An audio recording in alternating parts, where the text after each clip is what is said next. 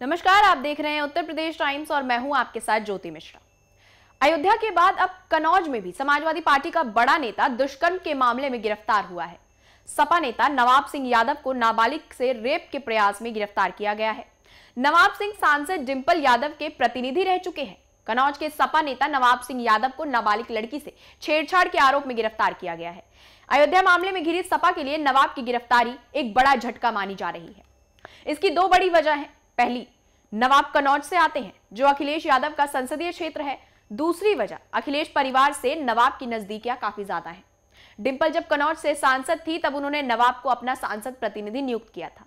अखिलेश की सरकार में नवाब को मिनी मुख्यमंत्री कहा जाता था। नवाब की गिरफ्तारी पर राजनीति भी तेज हो गई है। यूपी बीजेपी के प्रवक्ता राकेश त्रिपाठी ने कहा है कि सपा मुंह दिखाने लायक नहीं बची है। अयोध्या में मोहित खान और कन्नौज में नवाब यादव घिनौने अपराध में पकड़े गए हैं। 2012 में यूपी में सपा की सरकार आ गई। मुलायम सिंह ने खुद की जगह अखिलेश यादव को मुख्यमंत्री बना दिया। मुख्यमंत्री बनने के कारण अखिलेश को कन्नौज सीट से इस्तीफा देना पड़ा। फैसला हुआ कि सीट से अखिलेश यादव की पत्नी डिंपल लड़ेंगी।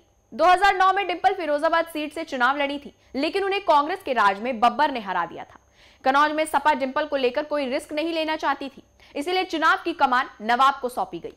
चुनाव की कमान मिलते ही नवाब डिंपल को निर्विरोध जितवाने में जुट गए और तमाम कसाकसी के बाद डिंपल निर्विरोध सांसद चुनी भी गई थी। वहीं अखिलेश यादव जब यूपी के मुख्यमंत्री थे तो कन्नौज के प्रशासनिक और सियासी गलियारों में नवाब को मिनी सीएम कहा जाता था।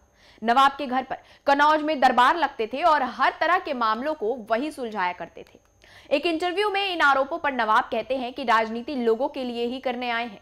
लोग हमारे पास अपनी समस्या लेकर आते थे और हम उनकी समस्या को सुलझाते थे। विपक्ष के लोग ने इसे गलत तरीके से प्रचारित किया और हमारे काम करने के तौर तरीकों पर सवाल उठाया। 2017 में अखिलेश यादव की जब सरकार गई तो नवाब के भी बुरे दिन आ गए। उन पर जमीन कब्जा, मारपीट और भ्रष्टाचार के गंभीर आरोपों में मुकदमा दर्ज किया गया। इसी बीच 2019 में डिंपल यादव भी चुनाव हार गई, जिसके कारण उनके पास से सांसद प्रतिनिधि का भी पद चला गया।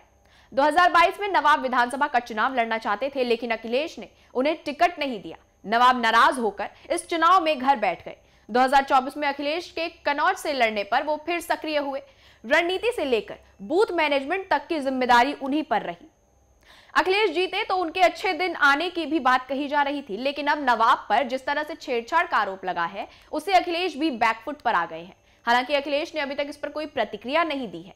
कन्नौज जिले के कटरी के अड़ंगापुर गांव से ताल्लुक रखने वाले नवाब यादव ने छात्र राजनीति से अपने करियर की शुरुआत की। वो कन्नौज के कॉलेज में छात्र संघ की राजनीति में सक्रिय थे। साल 1997 में वो सपा के छात्र संगठन लोहिया वाहिनी से जुड़े। पार्टी ने उन्हें लोहिया वाहिनी जिला अध्यक्ष बनाया। इसी बीच 1999 में अखिलेश यादव कन्नौज से अपना पहला चुनाव लड़े।